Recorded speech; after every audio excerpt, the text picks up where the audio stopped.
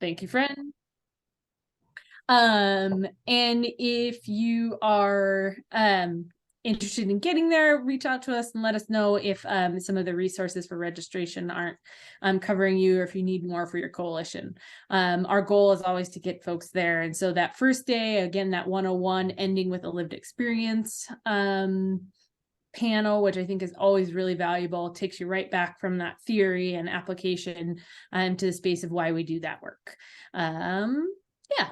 So I think the other days will be some of the similar topics of what we've done previously. Definitely a couple of different touches on substance use disorder in the perinatal period, and also talking about not only like what are some of the skills building solutions that we have from that, whether that's harm reduction principles or different interventions from a behavioral health perspective, but also what is already happening in this state. So doing some of that connection work on some of those pieces. I also know that there was a fatherhood engagement kind of panel that was, or presentation that was being worked up, but I don't have confirmation on that one yet. So we anticipate that agenda being finalized by the end of this month. Yeah, any other general updates for folks or from folks?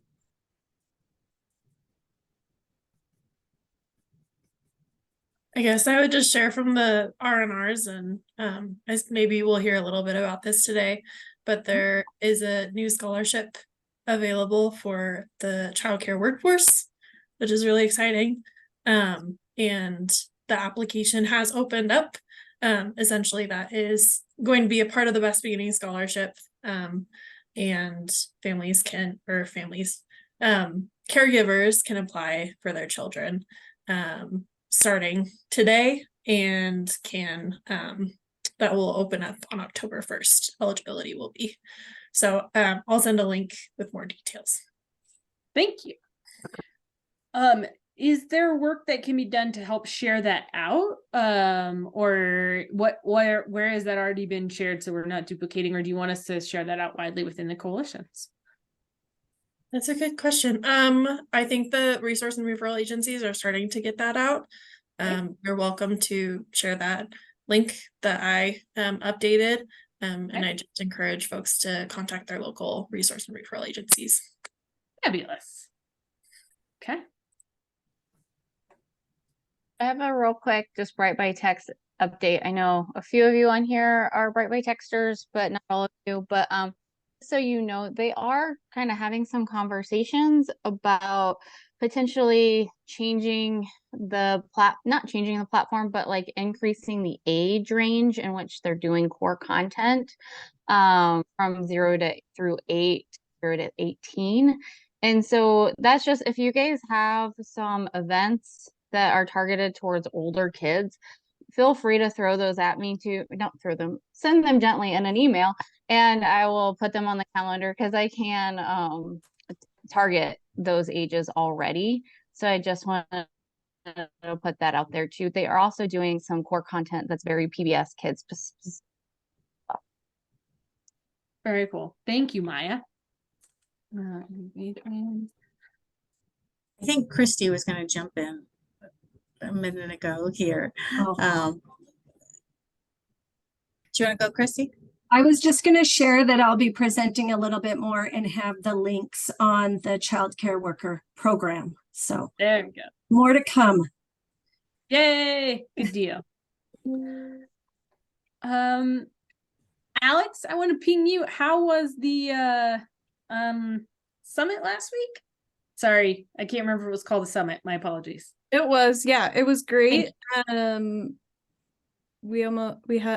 waiting for the final count, but we were thinking around 200 people.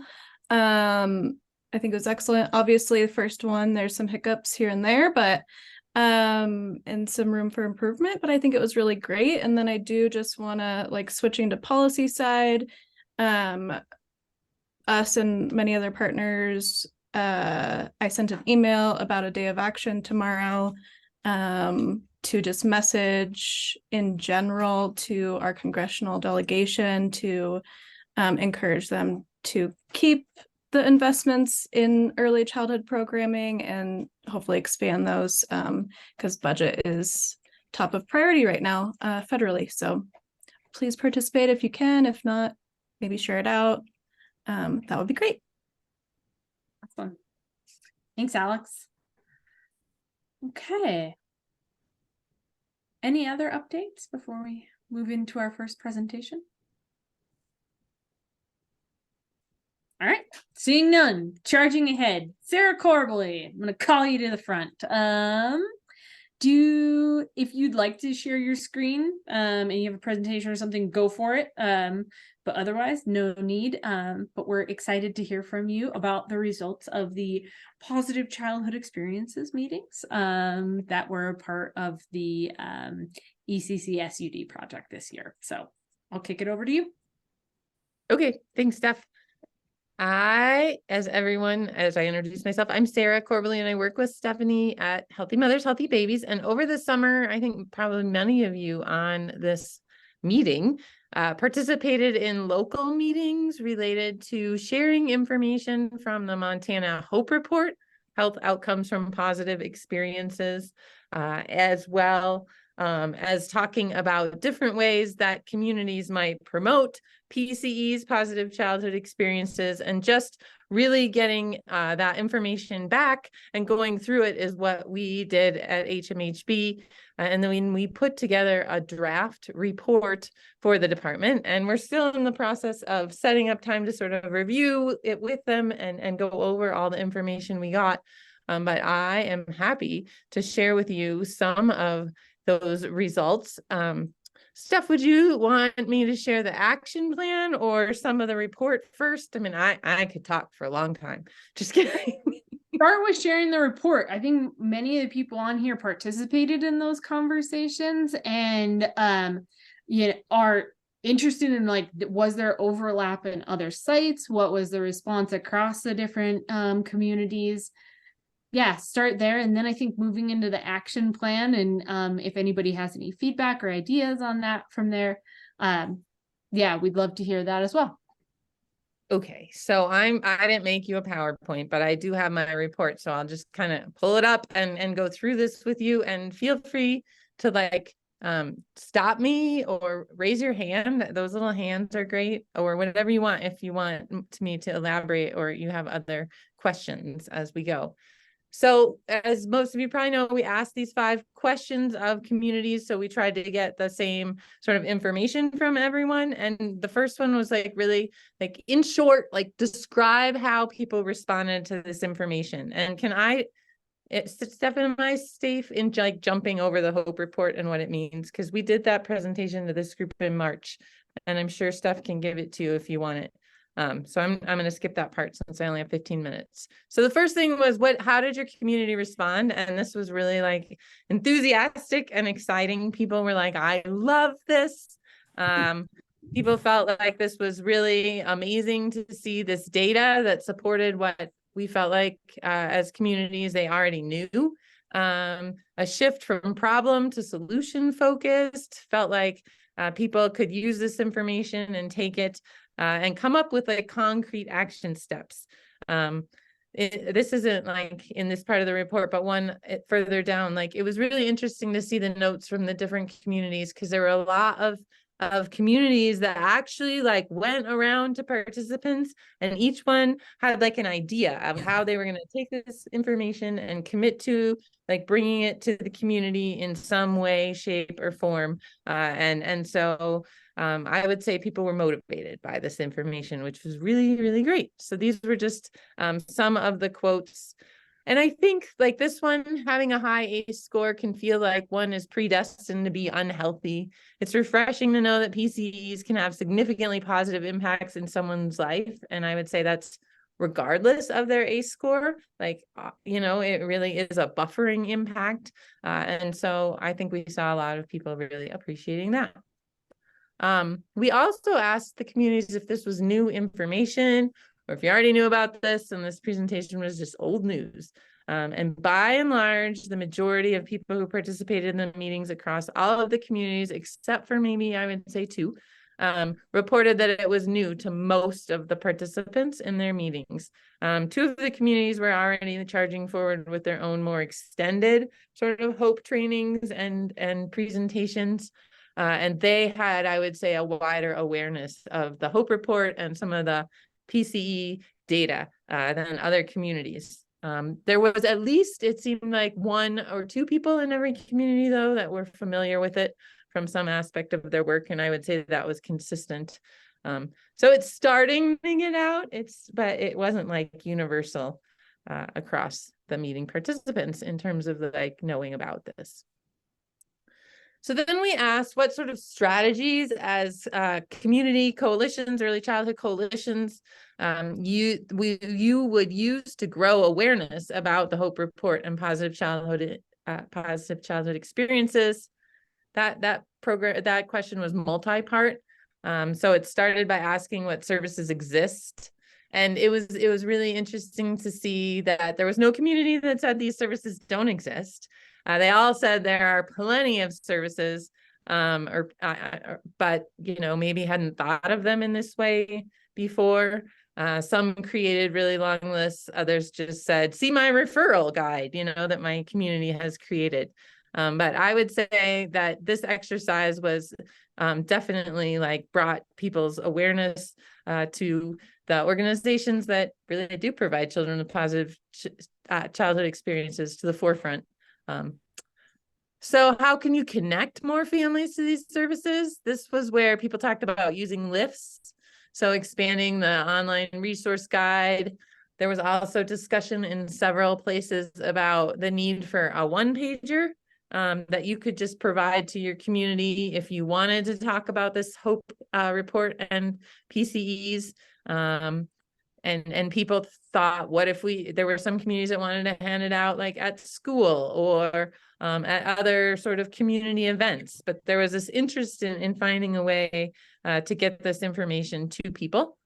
They also talked about in many communities, Bright by Text. So expanding the use of Bright by Text, maybe to communicate some of the information about PCEs.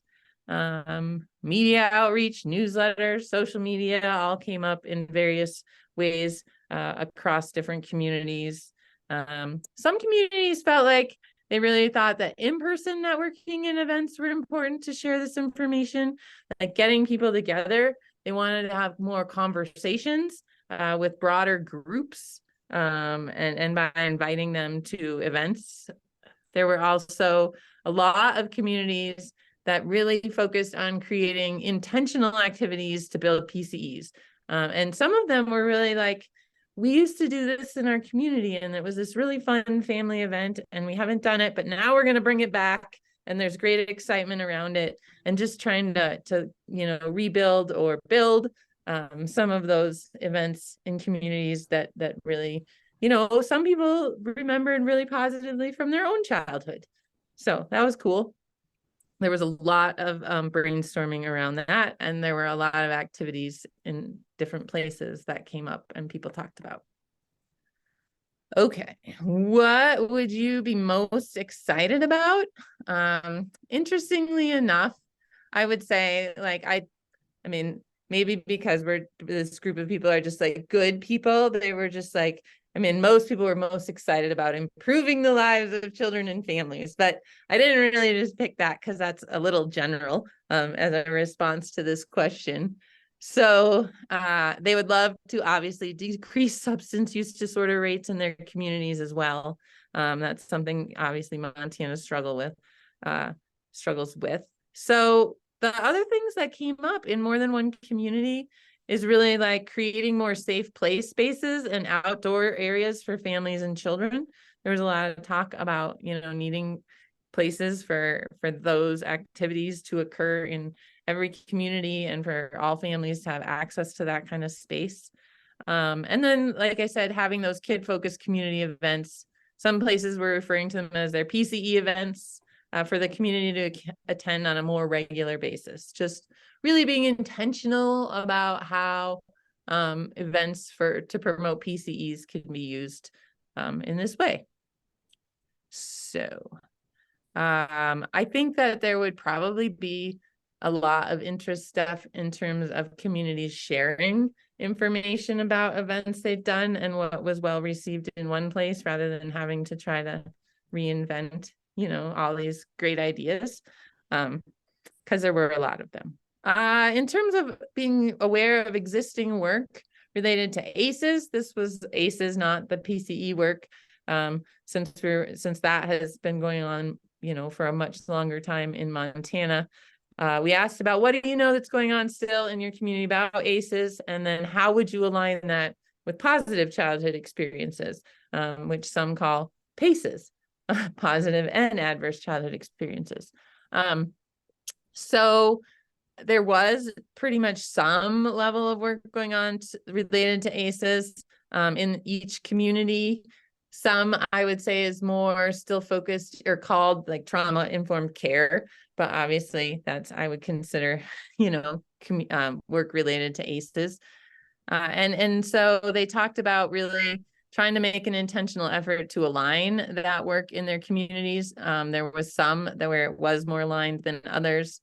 They really wanted to get schools aligned in this work as well. So the last, or one of the questions we asked, I think we're getting close to our last question, was, would you like to engage additional community members? And universally, people had additional community members that they would like to get to the table. So I thought this was just a good list to share. Not all the lists look the same. So there might be ideas that some communities would be like, oh yeah, we didn't think of that. We should add them to our list too. And some places already have these people on their coalitions, so it would not be necessary to engage them. They already are at the table.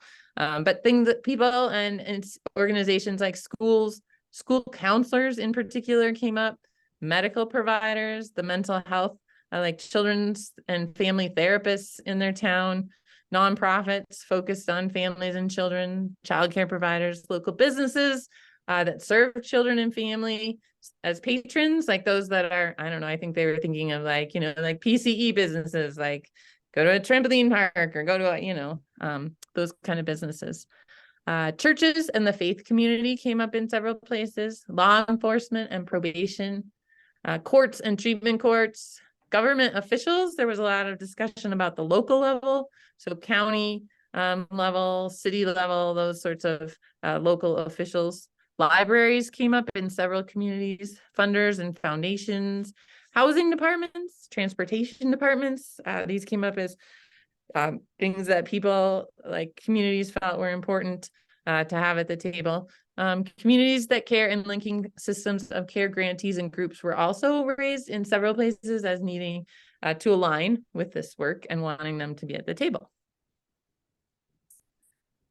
So I would say there was also this collective request for like additional training or opportunities to allow for this information to be more disseminated further, but in more of a uniform way, or some sort of like, you know, certification of trainers, so that we know, you know, that the people presenting this information really understand it and can do it well.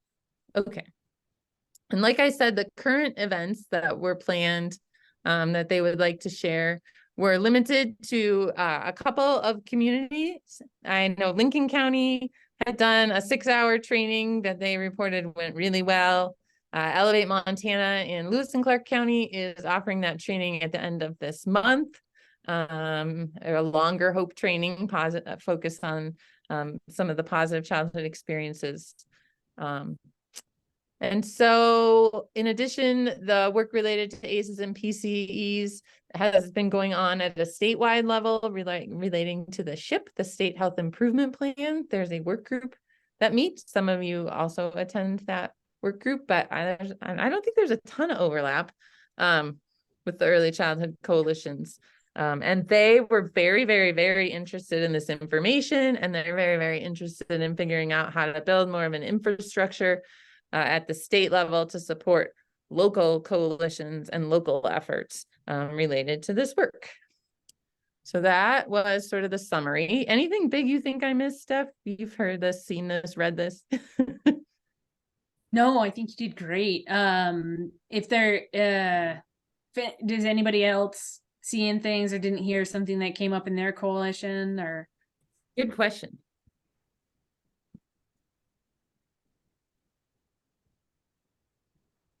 All right, let's jump to the action.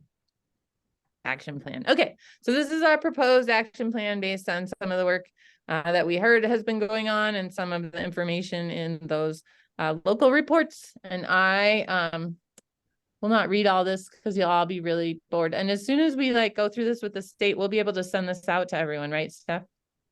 Yeah, anticipate, just as a time frame for everybody, anticipate that we'll complete and post this by probably the second week of October. Just have time to get it designed and then put it on the website and stuff, and there'll be a accompanying email for y'all to be able to see it and then get that feedback from the state as well at that time. Okay, I'm switching my sharing screen. Sorry. All right. Okay. Oops, that is not what I wanted to share. It's like, how What did is you that doing? Sorry. Okay, hold on. I see it on my screen. It just doesn't look like what I saw on yours. Okay, stop share. Well, that is so bizarre. I know. It worked Like a just a second ago, right? Technology Yeah, at it its was finest. Okay, well, it doesn't like it, so we'll just do it in the hard way. Okay. Okay, I'll show it to you in this format. Sorry. All right, let's try this again. Okay, it likes this one, right? Can you see this now again? You're good to Sorry. go. Yep. Okay. So there were several goals and I will just talk about them briefly because I know I'm probably, going to run over my time anyway. So to maintain and or expand and formalize this statewide ACEs and resiliency work group that currently operates under the department and the state health improvement plan, to formally include this work of PCEs and HOPE 2. We're hoping that this group can continue to meet regularly, perhaps grow bigger, and do some work as to could this role within the department or elsewhere be expanded, so that there was a more, more effort to focus on building out this work throughout the state in doing these action steps. The second goal or outcome was to create a training database and explore and select a certification for trainers on ACEs, PCEs, and HOPE.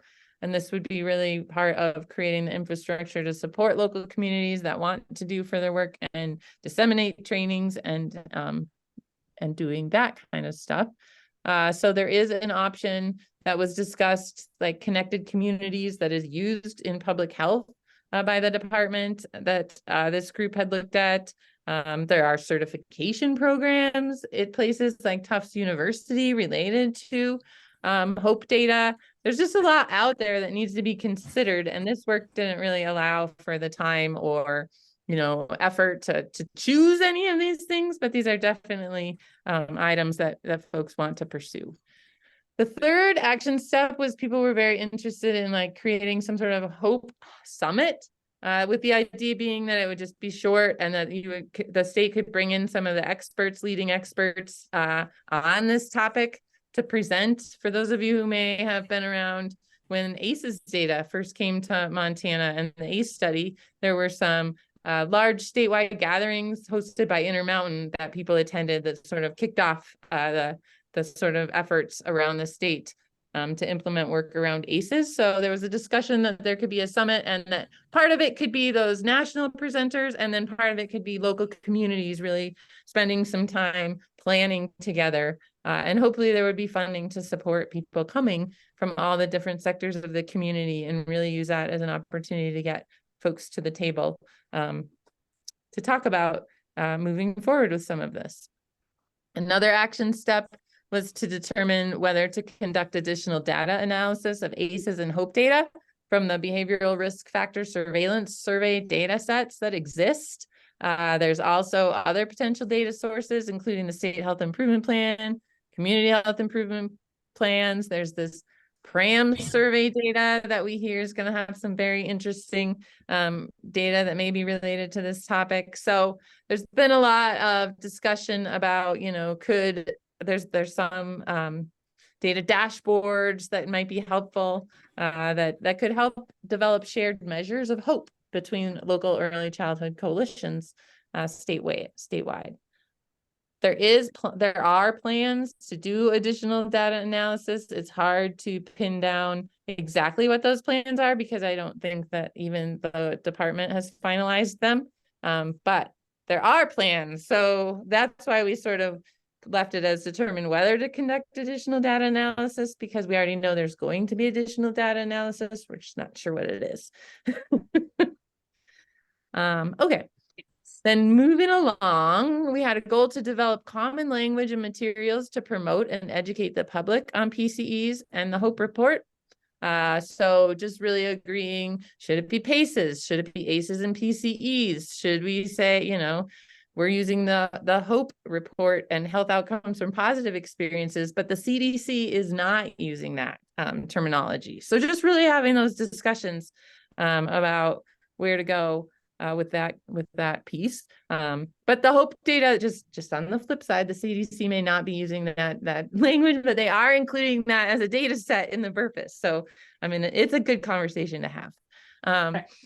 There's also a goal to partner with tribal nations to focus on historical trauma and how this research relates and connects to resiliency and PCs and Native American culture, families and children. This was a piece that I think I forgot to mention. I would say that there was interesting feedback that, you know, this is harder information for tribal communities to hear because so much of those positive childhood experiences and culture have really been taken. And so, you know, it's not like, oh, you know, we just could bring back this, you know, this thing I grew up going to. It's so much bigger than that. And so to be really respectful and thoughtful of how this work should really be done with tribal nations in a way that is respectful of that was a goal. Cool. And the response, the action step that we resoundingly heard was to meet with tribes first on that one. Okay, and then lastly, really the plan needs to align with the work of other groups, task forces, advisory committees, and grants, like Kathy Rich's you're going to hear about in a little while, and all of that good work, because they're so interrelated and they're so connected, and it really could build off of all that work if it's done in a good way.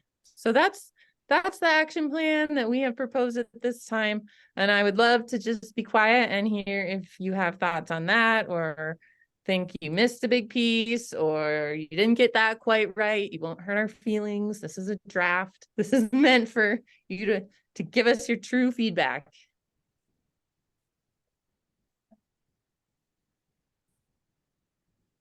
Now stop sharing.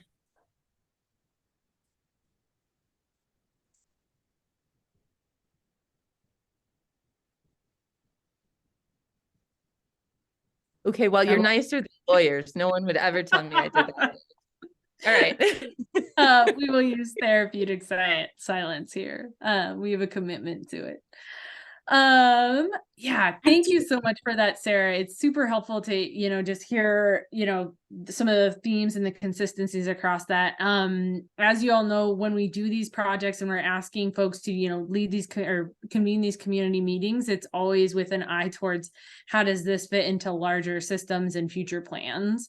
And, you know, hopefully the stuff that Sarah shared with you today is kind of illustrating what we're seeing as some possible next steps.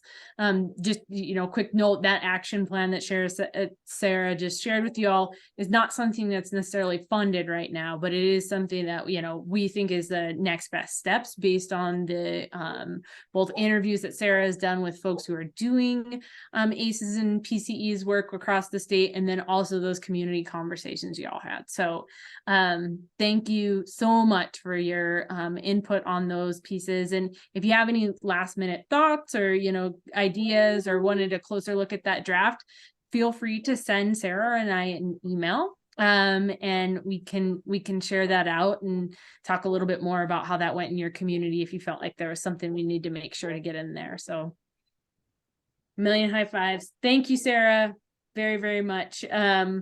This is not the last that you'll hear of that, everybody. And so just know that, you know, we'll be continuing to steward that work along, and Sarah will be convening the ACEs working group for the state health improvement plan over the next few months. to help out somebody who's doing maternity leave. And yeah, we'll be in that space and hopefully coming back here with some more reports and building out those connections.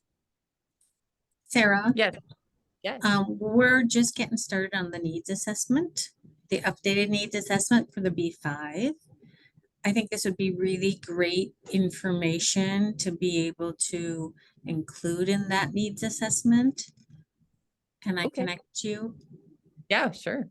with our contractor? Yeah, you bet. We don't want to Yay. reinvent the wheel. And we want to pull in all of the data sources that have already been connected. So, yeah. Great. Well, thank you all for having those community conversations too. It was really sort of energizing to read them all. So that's fun. And I am looking forward to listening to you, Kathy. And then I have to go a little early because my car is in the shop and they're going to pick me up. Because So I need to you're not gonna get to listen to me today. It's gonna be Christy. Oh, One hi, of Christy. I our know great- Christy too. Our great new staff. So, yeah. You know each hello. other for our Great Falls Day. Hi, Christy. Yes, hello.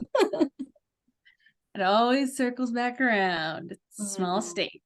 Well, thank you, Sarah, and perfect transition over to our next presenters. Christy, Okay. would you, I don't feel very prepared to introduce you. I would love it if you could introduce yourself, or if Kathy want to jump on and introduce you. I don't have your title at hand, but I trust that you'll tell us what we need to tell us. I think everybody's excited to hear. Okay, I'm gonna first try to get my screen shared.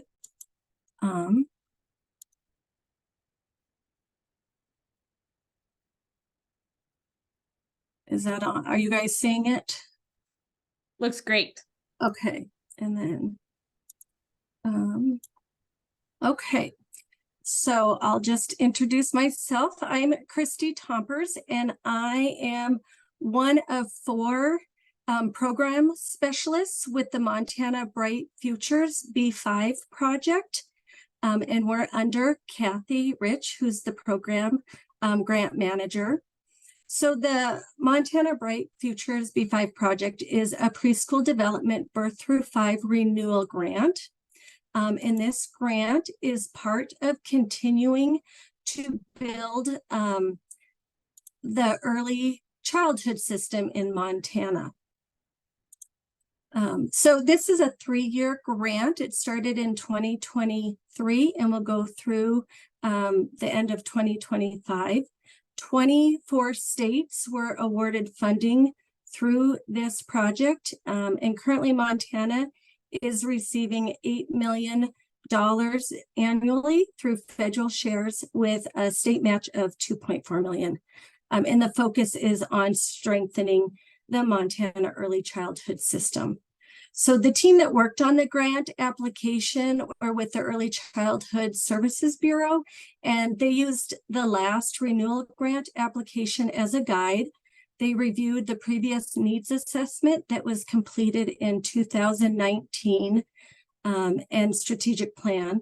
They also factored in work that was completed in the previous grant and initiatives that were funded through the COVID relief funds. A lot of stakeholder input was also part of creating this current application. So there are 7 activities that were addressed through the Montana Bright Futures B5 project, and those are up on the screen. So these are buckets or activities that the notice of funding opportunity required for the grant application. And I'll go over more of these in detail as we go. So family engagement and leadership, workforce, and meeting the needs of underserved and the vulnerable populations were major areas that we were asked to address in this grant. And the outcomes we're hoping to achieve are that Montana's families with young children have increased access to and participation in high quality early care and education across a mixed delivery system. Montana's early childhood workforce is confident and effective due to enhanced early childhood education professional development. The early childhood system is coordinated to support effective family assessment, system navigation, care coordination, and the use of data. Montana families are engaged and valued as partners in the early childhood system. Montana's communities make early childhood a priority and act to support children's health, learning, and well-being. And finally, Montana's early childhood system is structured to support policy alignment, strategic financing, continuous improvement, and accountability. So the first two activities of the grant application are the needs assessment and strategic plan. And Kathy just kind of went over that. So we are doing a new needs assessment. The last one was in 2019. And so we've recently hired a contractor to complete that. And it's hopefully will be completed by the end of the year. And then that will be used to update the strategic plan as well. The third activity of the B5 grant is to maximize parent engagement in the B5 system. So the United States Children's Bureau defines family engagement as a systematic inclusion of families in activities and programs, including planning, development, and evaluation that promote children's development, learning, and wellness. So the initiatives that are part of this family engagement is a continuum of just making families feel welcome walking in the door of a program to involving them in policy and governance of programs. So here is a list of kind of the family engagement initiatives that we'll be working on in the next 3 years. And like I said earlier, there is 4 of us that are program specialists that will be helping Kathy with these programs. So the first is a home visiting expansion through the newborn universal home visiting pilot program. And this is a pilot program to work with families that aren't receiving home visitation currently, and it's for prenatal and newborn visits. Family engagement is really looking at the framework of family engagement as a whole, reviewing that and revising it to make it universal throughout the whole state. The Montana Community Response Program, that is a new program through the Montana Children's Trust Fund. It's a pilot program in communities for families that have received a report on them for abuse or neglect through Child and Family Services, and they've deemed it unsubstantiated. This is a voluntary program where families can receive more support through the community and through resources to hopefully prevent future involvement with Child and Family Services. The Crisis Child Care Center is a pilot program for just that, crisis child care centers. And currently in Great Falls, we have the only one in the state. So really looking at how to expand on that to other communities. The next 2, family council development and family peer support, really how those are areas that the Head Start programs and some other programs in the state have really built upon and incorporated in their program. And how do we provide training and support for other providers to have that in their area. ParentingMontana.org, the funding through the grant will help update and provide more information for families with children birthed through 8 years of age to be aware of what is available to them. And then the marketing campaign and really helping families know where to go for supports and resources in the early childhood sector.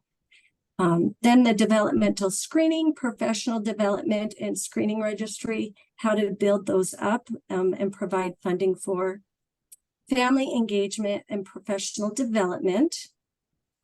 Transition summits, I'm going to talk about those at the end of this in a moment. The Child Find expansion, so that will 1 through Part C, and really how to identify more families and make that more sustainable in the upcoming years. And then child care subsidy reviewing and revising that policy. The fourth activity of the B5 grant is support the early childhood workforce and disseminate best practices. So numerous research studies have found that more educated ECE workforce provides higher quality of care and facilitates improved child outcomes. Professionalization of the ECE workforce can improve quality, and by providing feasible opportunities for ongoing education and training within the ECE workforce, we hope to increase recruitment and retention within the early childhood workforce. And these are the initiatives around workforce. So really working with the Early Childhood Project to revise the practitioner registry career path, expanding financial support for continuing education for providers and staff, and expanding the apprenticeship and pre-apprenticeship programs within that. We're continuing to support the Infant and Early Childhood Mental Health Council Workforce and Services, and this is a program that has mental health professionals support providers and teachers on how to deal with some of the mental health issues they're seeing in the communities and programs and the behaviors, and to support the staff with that. Partnering with Montana or Raise Montana to expand the ECCE substitute pool, child care and recruitment and retention mini grants, child care assistance for child care workers. And I think Sarah brought that up earlier, and I do have some more information on that at the end of this. So, and then really looking at the pyramid model and implementing that statewide. Again, a lot of programs have used this model and really how to make it universal across the early childhood system. Providing coaching through ECCE and looking at childcare benefits and business practices through TA. So the Workforce Initiative is really looking at sustainability and the ability to impact within the next 3 years through the grant and beyond that. So a lot of work with the Early Childhood Project, Raise Montana, 0 to 5, and a lot of other partners to expand on that and improve and make being in childcare a more desirable option. So the next one is looking at support programs for quality improvement. And the quality initiatives, again, looking at the Infant and Early Child Mental Health Council, getting that pilot going in child care centers, and then moving that to more other early childhood system partners. Having more inclusive preschool settings in Montana and having a pilot that looks more at children with special needs. Providing specialized professional development content through training modules and trauma-informed online modules as resources to providers. Updating and the early childhood education knowledge base and the Montana Early Learning Standards. That was something that came out in the 2019 needs assessment. So how to make that more uniform through the system. Integrating the early childhood data system, also known as eKids or eSIDS. I've heard it both ways, but how to make a shared data system where we can follow children through the early learning settings and support families more effectively. And then childcare licensing. Another big part of the quality initiative is, and I'm sure many have heard, the redesigning of the STARS to Quality program. That was developed in 2010. So really looking how we can improve that to meet current needs and standards, and to make the program more achievable for providers, staff, and families. Activity 6 is looking at subgrants to enhance quality and expand access to existing and new programs.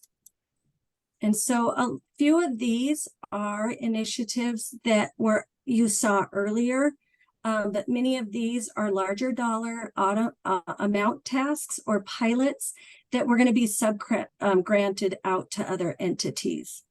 In the first year of the grant, up to 60% can be spent on these activities, and in years 2 and 3, up to 75%. And the hub and spoke model, that is like creating a centralized entry point or the hub to provide support and resources to businesses who would then create childcare facilities in their settings, such as hospital, office buildings, community centers, etc. So, and then lastly is the program performance evaluation plan and implementing that through monitoring, evaluation, and data use. So we are constantly with this grant looking at continuous quality improvement. Through the department will use an internal evaluator who will use internal and partner data resources to measure inputs, activities, outcomes, and performance measures and frequency.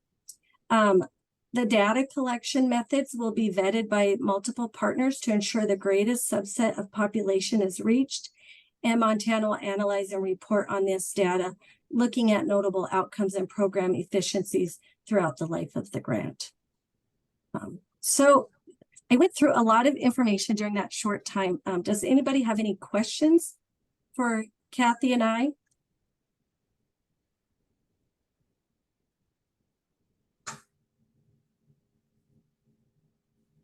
I do. I'll jump in first. So I'm sure other people do. But I was curious, Christy, with the Hub and Spoke project, for helping businesses establish childcare centers like within their settings. Is that ECSB? Are you all leading that project directly, or do you have a contractor that's leading that? I'm just thinking of if there's some folks I have in mind who would be interested in receiving and or getting that help. So where to direct them. And Kathy, I'm going to let you answer that one. Go for it, Christy. Christy has been on, and our specialists have been on for what, 6 weeks? Are you at 6 weeks now, Christy? I think just 6 weeks. Yes. Yeah. I'm still learning. Yeah.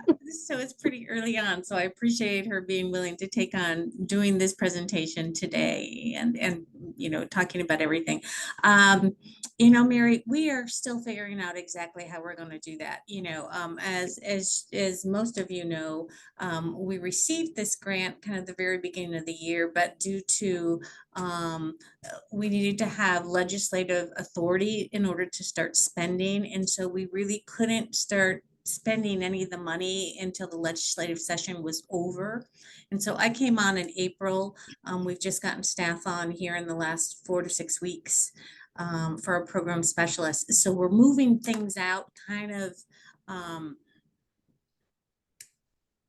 we're trying to prioritize different things and move them forward. And so we really have not started on procurement yet for the hub and spoke model. But that is something that I could see us contracting out, and very well might be either a limited solicitation or an RFP process for it.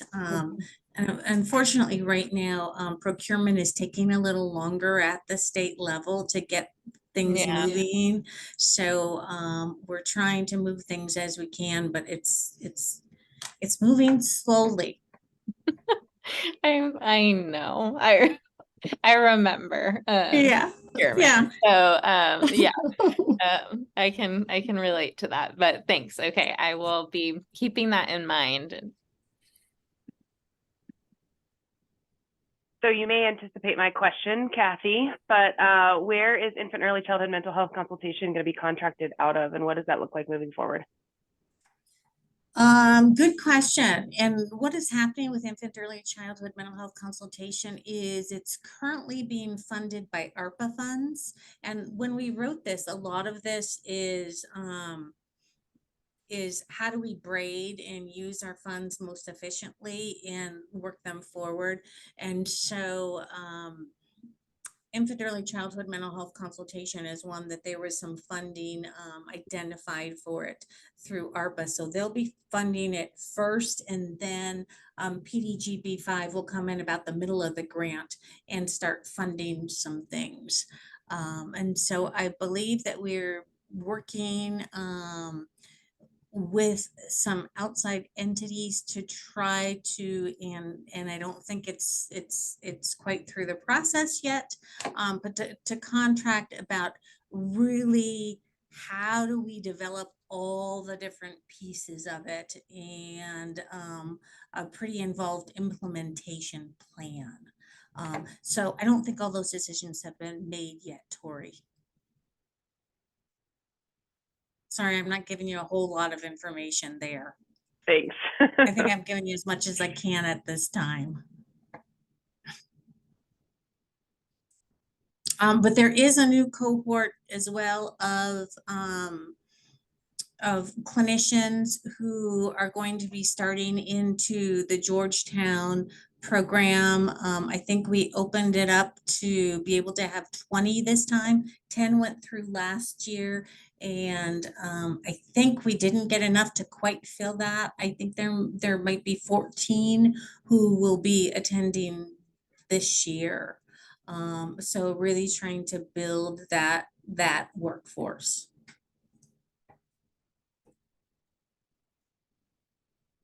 Kathy, you talked a little bit about the community needs assessment, and it sounds like that's being contracted out. I'm wondering if there's a plan for like how you're going to be disseminating and collecting that data, what partners you're going to be working with, and what that will look like. Yeah, the plan is just coming together right now. We're building off of, it's an update of the last needs assessment, and then last needs assessment had surveys, had focus groups, had community meetings. And so we anticipate doing a lot of that. We're taking all the data from that one and looking at that survey, as well as taking all the different needs assessments, all of them that we can find, because there's a lot of information that's been done, and a lot of people who've been surveyed, and kind of starting with that information and then trying to go out pretty broadly. Certainly we'll want to be going out to the coalitions, really trying to be reaching families, and we are trying to use storytelling within the needs assessment and within the updated strategic plan to be able to hear providers, families, and other people in the early childhood systems stories, and really be able to explain the data through those stories. But if you have thoughts about ways to disseminate, I would love to hear that, and can certainly pass that on to our contractor. Because I think we would love to get to people who maybe we don't hear from as often. And the hard part is, how do you get to those stakeholders? And so we're really open to new suggestions too. Kathy, maybe I missed it. Who's doing the needs assessment? Who's running it? Karen Filipovich is our contact for that. Cool. All right. I had just so everybody on the call knows, Karen's gonna come next month and give us her breakdown on the needs assessment stuff. And so we're working to facilitate that. I was just making sure I had the correct contractor. Kathy, thank you for helping me. But yeah, we'll be connecting next month with Karen.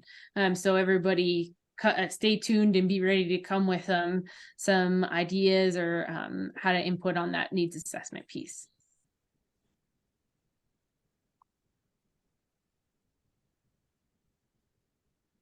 Any other questions?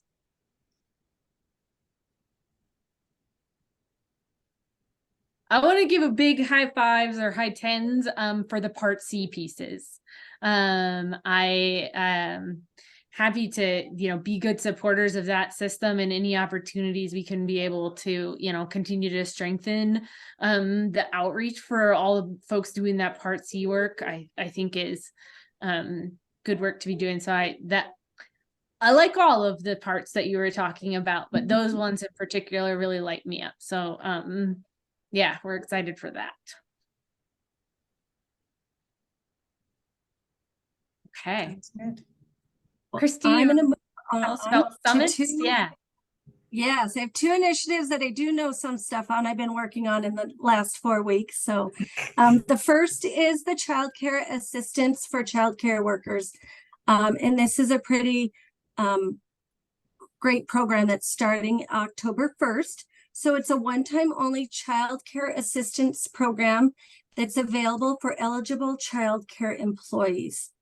So this pilot program will go for a year, and it's for parents or guardians who work directly with children in a childcare facility that need assistance paying for their own children's care.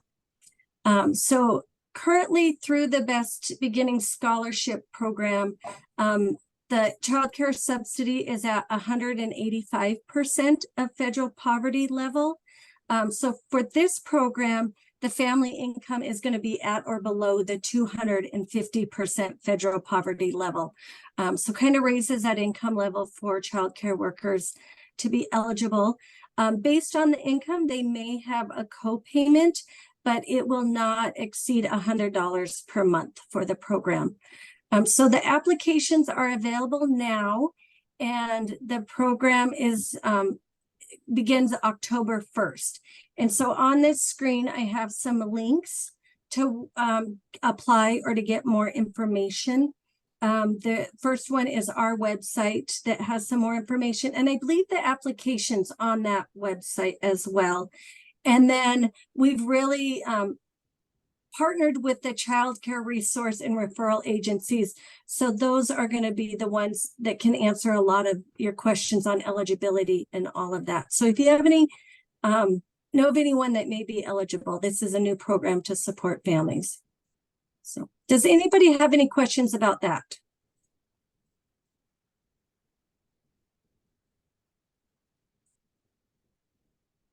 Okay, so now I'm going to I'm gonna jump in real quick, Chris. Okay. So we are going to be taking data around this probably at every 3-month interval to be able to look at it and see how it's impacting recruitment and retention. And we're running it through really CCDF regulations. So though this is a pilot, we can really look at it and see how it's impacting our childcare workforce and figure out some ways to look at sustainability. It probably won't look the same, but to see if this is really impacting retention and recruitment, then possibly we might have some ways to be able to continue it in a modified form. So we're pretty excited to be able to get it out and to get it out kind of this soon. And we're excited to see where it goes. We think we have like around 386 children that could be impacted by it, and probably childcare workers, it would be a little bit lower than that because some will have multiple children. But it could impact our workforce significantly. Thank you, Kathy. So the next initiative that I'm been working on is we're looking at offering a Bright Futures Birth of 5 Community Transition Summit. And this is an opportunity for community teams to join together for a free 2-day summit focused on early childhood transitions. So children experience many transitions in their lives, and with each new setting comes new environment, routines, activities, and people, as well as new expectations. And when early education programs, schools, and community organizations collaborate, they can create continuity across the systems that benefits the whole family. So collaboration and communication among everyone involved is the most important part of achieving successful and seamless transition. So we are offering this summit out to coalition communities first to participate in the summit. And what we're asking is that each community create their own team around transitions. And a lot of the focus in creating this was around kindergarten transitions, but we really want to open it up to all the transitions in the early years that families and children experience, and how programs and the school and community members can support that. So each team, community team, will consist up to 8 members. I put some examples of what that would look like on the screen. So the coalition members: Head Start, home visitors, CCRNRs, school district, early childhood teachers, homeless liaisons, tribal members, community members, health providers, and a parent. We want each team to have at least one parent as part of their team, so that we can really get that family engagement part and have their say with this implementation of it. So through this summit, your goals are going to be able to identify examples of effective community transition and alignment practices, anticipate and problem solve around key barriers to effective practices, and discuss perspective on key outcomes that support buy-in. And at the end of the summit, the 2 days, we're hoping that you will be given research on transition and alignment practices in school readiness, time to evaluate your current practices and collaborate with other communities and see what's working and what other teams are doing around the state in this area. Explore next steps on your own work, and have resources to support transition efforts. And really, we are hoping that the teams will leave on day 2 with the resources to have a kind of create a transition plan and be ready to go into those next steps to implement them in your community. So this is, well, the first one. We're hoping to have the summit by the end of the year. We're still waiting to hear if that's possible, but we'll get more word out once we know. Tentatively, it'll be in Helena. And being a free summit, we will provide reimbursement for mileage. We'll be paying for hotels, meals, and the materials for the summit. And then due to that and funding, we'll be accepting up to 10 communities for that first summit. So hopefully, you guys can think of some teams to put together and be part of that with us. And we really, as Christy and I talked about this, we really thought, communities that already have coalitions are just primed for this, because you've already been meeting, you have already been talking about this, you've already been doing lots and lots of work around this. And it seemed like you were the perfect group to be able to start this with. So we're pretty excited about the opportunity, hoping that you are really excited about the opportunity too. And it's based on some work that came out of Head Start. So we have kind of a lot of resources to get us started with it. And as Chrissy said, that transition was really looking at preschool to kindergarten. But as it kind of, the work started to evolve and states started to do transition summits, they said, you know what, we really need to make it broader. We really need to be talking about the transitions throughout the early childhood years. And so much happens from birth to going into school, that families and kids need support, and communities are supporting them in many ways. But I think sometimes families are struggling with what those different connections are as their kids are transitioning. And so we hope this could help support communities, and communities could learn from each other. And we could build some toolkits at the end of this as well, based on some of the great practices that are happening, and hopefully get implemented as well following these transition summits.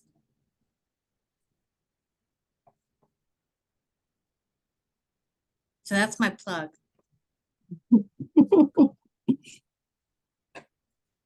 I'm sorry, I might have missed it, but did you mention when the larger summit would be?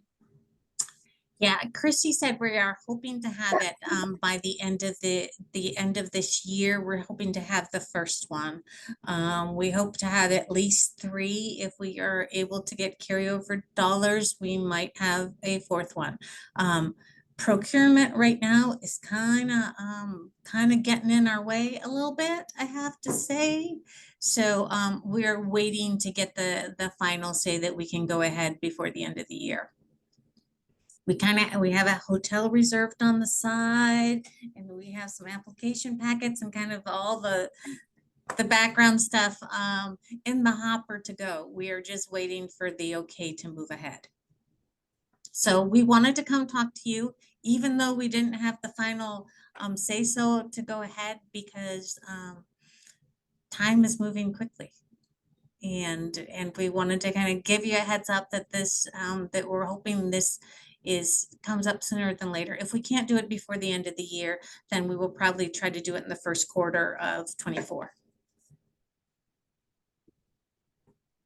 So that was a long answer to that question, Alex.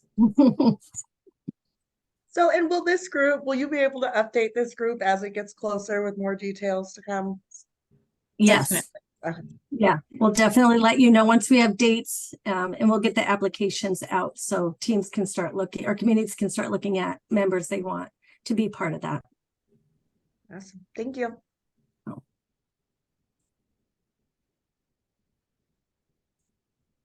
I think Callie kind of hits on something that I was thinking about as we were listening to this presentation. There is so much y'all are doing. That I was like, tour de force, like so many different things. And just thinking about, as we're kind of moving through the next years and doing different things, you all or any of the folks that are on your team are always welcome to come to these meetings, and we would be more than happy to just have standing update on our agendas and stuff, if that is something you all want to do. Christy and Kathy, and I know it really helps us over in the home visiting coalition side. And so if we have space here and you all have capacity in your staff to do that, it would be really great. I think one of the things that was really lovely about starting with this presentation is just seeing the full scope of the entire grant and seeing the different ways that we can work together to kind of weave together these efforts. So I appreciate that, but I think we'll be hearing lots from other contractors as this work progresses, or I'm hopeful that we will too, about the transition summit and more. So yeah, thank you very much for that. And yeah, you're always welcome here. Thanks. And I appreciate that that invitation, Stephanie, and we will certainly plan to. It will probably be Christy that will be here on a monthly basis and can provide updates and answer questions and let you know of new opportunities that are coming up, because we have a lot of stakeholder work written into the grant. We've been doing a lot of internal stakeholder work to kind of flesh out the different pieces of the grant, what it's going to look like moving forward. And, we're just about on the cusp of moving out to stakeholder work. However, there is so much of it that we really have to be thoughtful around it so that we don't keep on asking the same people to come back to the same groups multiple times. So we're really trying to figure out how to do that effectively and meet everyone's needs, as well as really get input into what's happening and what we're doing. And so I really welcome reaching out to me, reaching out to our specialists as you get to know them, and asking any questions, because we really want to be really transparent about what this work looks like as it continues to move out. Awesome. Thank you. Thank you so much. In the chat here, Sarah's wondering if there's any place we can call or advocate to get funds moving sooner for you all. Gosh, I don't think so. I don't think so. The Red Tape Commission still standing, because I'm like, if there's one I'd like to talk to about this. Yeah. Yeah, I think, you know, the state processes are just a little difficult. So, you know, we are, you know, we have some initial contracts coming out now. We have an RFP that's probably going to come out before the end of the year for universal home visiting. We're working on a couple other contracts with the universities, and so we do have a lot of things in movement, but yeah, it's just more complicated than you think initially, you know. Every time, state Yeah. involvement or no state involvement, it's always going to be harder than you Yeah. initially thought, which is Yeah. good, because otherwise we'd never start. So I appreciate part of our that. brains. Yeah, I always appreciate the requests. Yeah. Yeah. I think our leadership is really trying to advocate too around moving things and looking at ways we can get money out faster. And that's why with the childcare worker you know, program, that was one that was like, I think we can get that going quickly. And so we tried to move really fast with that one. And that will be a pretty high dollar amount program as well. And hopefully, in fact, impact our workforce. And I know there was lots of excitement about it, or is lots of excitement. So we can send a one pager about it out to Stephanie, and you can maybe send it out to the rest of this group. I know many of you have already received that, but others have not. And so we can get that out to you. It went into the bags that they gave out at the business summit. And so we're trying to get it out there. But any help in that is greatly appreciated. Great. We're good at sharing in this group, so I think it'll be a good one to disseminate some more of that information. Any other questions from folks?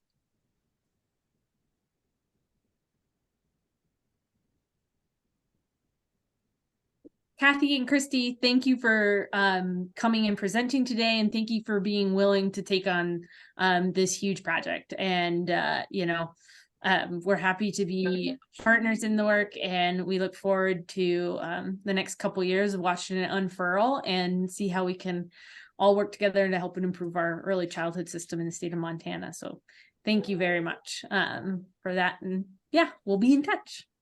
Thank you. Yeah. I want to loop us back to the agenda item I jumped over at the beginning, just right here at the end. An interest in sending out some, bye Kathy, thank you so much. Bye everyone. Interest in sending out an interim committee letters, and I'm going to toss it over to Alex and Mary to talk a little bit about that. Yeah, I'm like, where's Mary? I can't find you. There you are. I'm here. Sorry for like the bed view that you all get today. I'm in a hotel room in New Orleans, so this is what I got. But I have been Alex and I have been chatting just about how the a couple interim committees that are happening right now have identified some various early childhood, particularly childcare issues as being sort of a priority item for them to work on. So for those of you who were all in with the session this past spring, you'll remember that we had a little bit of a wild end to the session. It came early, and so because of that, a whole lot of study bills did not happen. So typically end of session is where study bills pass and interim committees sort of identify or get tasked with specific things to study. And because the session ended real quick and unexpectedly this year, the interim committees are now sort of in this space to set their own priorities and their own study bills. And so there are two committees, the committee for Children, Families, and Health and Human Services, and Economic Affairs, that have identified childcare, and then as well in the Health and Human Services Committee, some family peer support, some other various models and services for families as priority items that they want to study. So we have talked about presenting you all with the opportunity to sign on to a letter of some form to those committees, like as the ECCs, either individually or as the Montana ECC network, to essentially, get it on their radar that you all are here, and that you have a presence in your communities, and that them identifying those priorities are welcomed by you all, that you appreciate that. And then also just emphasizing that you all are a resource for them.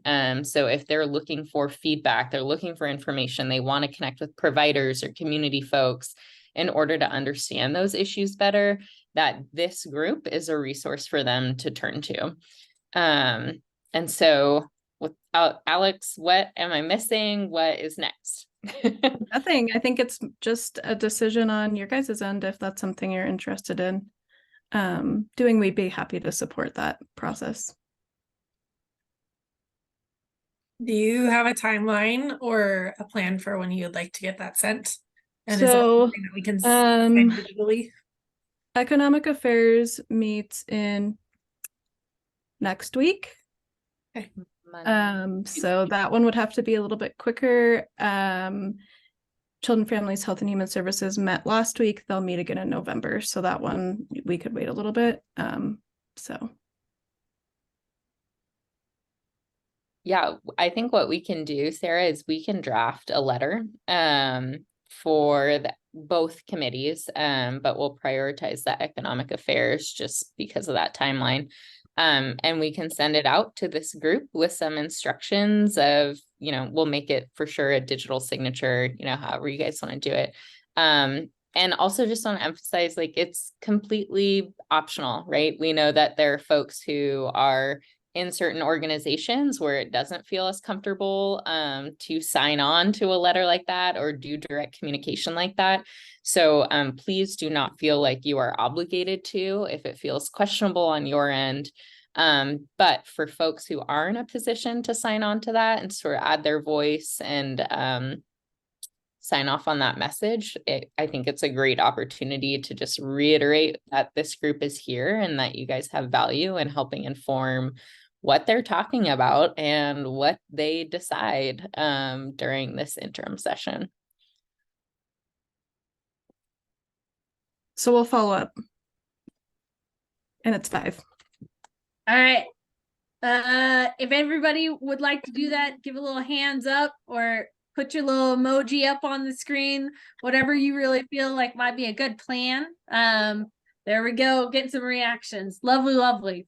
We're at 1 minute over. Thank you all for being here today and making time in your very busy schedules to be here and spend time with one another. I hope that presentations today were helpful for you all. I'll send out the recording for this. I know that was a ton of information about the PDBG 5 grant, which,